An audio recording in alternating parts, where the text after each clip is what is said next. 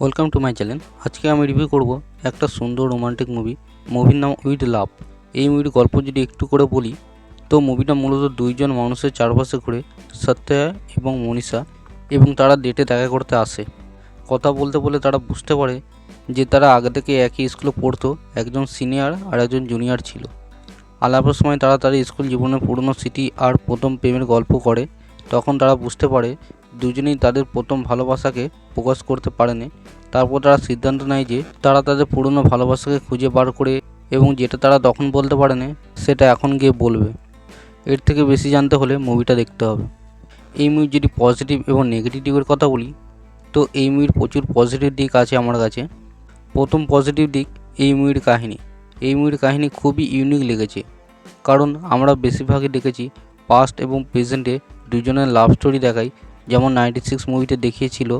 কিন্তু এখানে একটু ইউনিকভাবে দেখানো হয়েছে, কারণ পাস্ট এবং প্রেজেন্টে দুটো আলাদা আলাদা লাভ স্টোরিকে দেখানো হয়েছে। এবং এই মুভিটা আরেকটা পজিটিভ দিক হলো এর কমেডি। তো এই মুভিটা কমেডি খুবই ভালো। কিছু সিন আছে যেগুলিতে প্রচুর হেসেছি, যেমন সত্যা স্কুলে আনিসা নামে একজনকে ভালোবাসতো এবং সেই মেয়েটি মুসলিম। তারপর সত্যা সেই মেয়েটিকে এতই ভালোবাসতো যে সে তার মতো নামাজ পড়ার চেষ্টা করে, এবং তখন সেই মুহূর্তে তার বাবা চলে আসে। সেই মুহূর্তে তাদের রিয়াকশান দেখার মতো, সেই সিনে প্রচুর হেসেছি।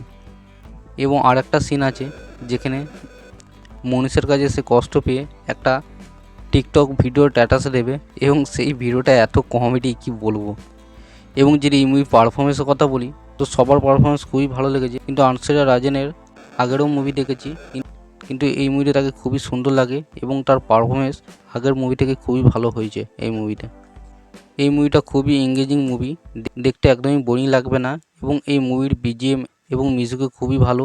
এবং এই মুভিটা ক্লাইম্যাক্সে একটা ইমোশনাল সিন আছে যেটা খুবই ভালো করেছে, যেটা থেকে 100% শিওর আপনার চোখে জল চলে আসবে, এবং সেই সিনটা কোথাও না কোথাও আপনি রিলেট করতে পারবেন। মুভির ব্যাপারে যতই বলি ততই কম হবে। আমার এটা একটা বিউটিফুল রোমান্টিক কমেডি মুভি লেগেছে। এবং এই মুভিতে যদি নেগেটিভ দিকের কথা বলি, তো মুভিতে সব কিছু প্রেডিক্টেবল, কিন্তু তবু মুভিটা এনজয়েবল লাগে। এরকম আরও রিভিউ পেতে আমার চ্যানেলটাকে সাবস্ক্রাইব করতে ভুলবেন না। দেখা হচ্ছে পরের ভিডিওতে।